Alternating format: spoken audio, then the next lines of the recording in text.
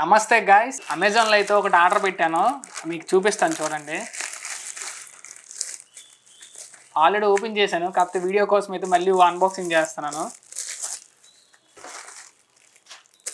ఇదేంటో కార్డు ఇచ్చారు, అదంతా మనకు అవసరం లేదు.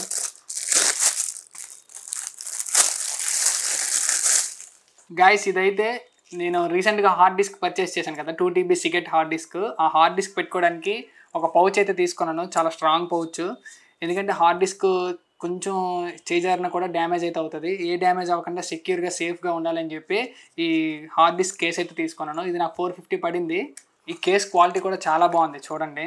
ఇక్కడ మనకి హార్డ్ డిస్క్ పెట్టుకోవచ్చు, ఇక్కడ దాని తాలూకు వైర్స్ కానీ ఇంకేమైనా పెట్టుకోవాలంటే పెట్టుకోవచ్చు.